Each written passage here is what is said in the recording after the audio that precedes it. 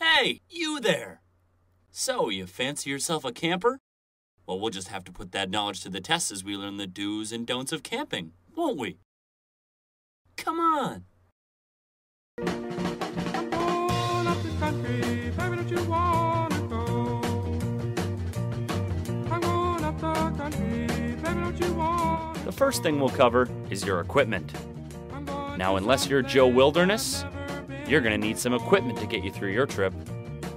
The first thing you must cover is your lodging. When backpacking, it's important to have a light and easy-to-carry tent that will also withstand the elements. Don't bring a big house, you won't be able to carry it. You'll also need a decent backpack that'll carry your gear and be comfortable on your back. Remember to seal all your clothing in plastic bags, because you can't expect there to be super-duper weather the whole time. Footwear is also important. Don't dress for fashion. Get nice sturdy boots that will keep your feet dry and warm. The type of clothing you bring can also make the difference between a good and a bad trip.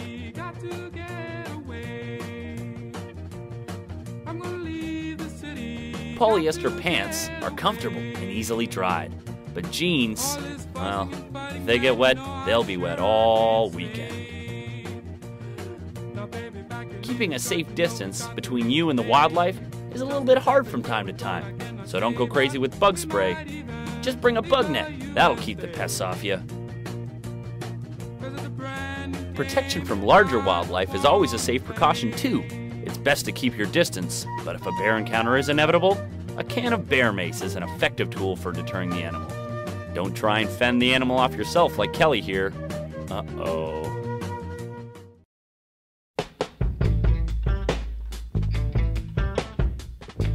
Even the most experienced wilderness guides can't go backpacking without a supply of food and water to nourish their adventures. The first thing you gotta do is figure out where your water supply is coming from. Don't drink from the river or the lake where you're camping. You'll end up like Jeff here. What you'll want to do is use a water filtration device. That'll filter out the bacteria and viruses.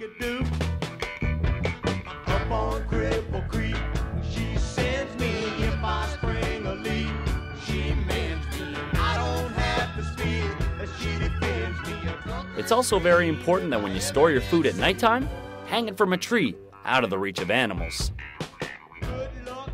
It's a serious safety risk to bring your food in your tent while you sleep. You might get unwanted friends. And now you're thinking, how do I cook all that food I brought with me? Well, you can always use a fire, but I wouldn't bring that mini barbecue. Gosh, they're bulky and heavy.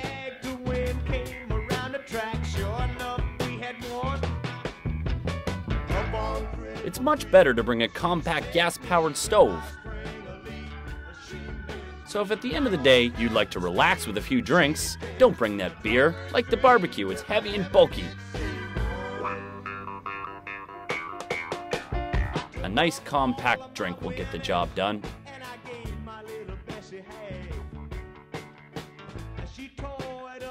At last comes the unfortunate situation of waste. And I don't mean garbage. It's important to do your business far away from the campsite. And if there's a shortage of toilet paper, don't just use any old leaf. Leaves of 3, let it be.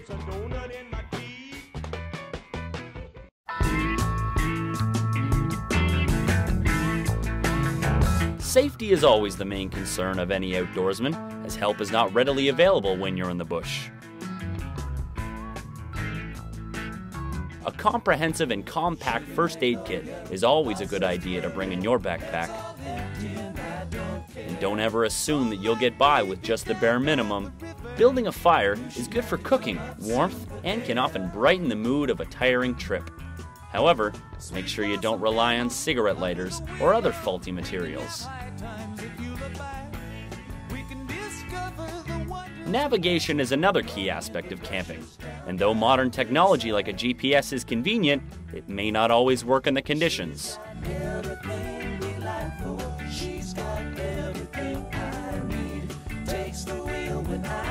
A simple map and compass are the best methods of navigation, for as long as you know how to use them, they'll always work. The last important safety tip is to always travel in the buddy system. Want a reason why you should travel in the buddy system?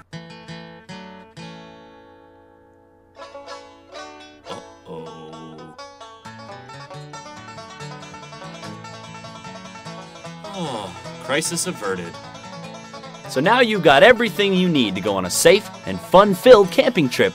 Keep these tips in mind, as they will no doubt come in handy. Bye for now.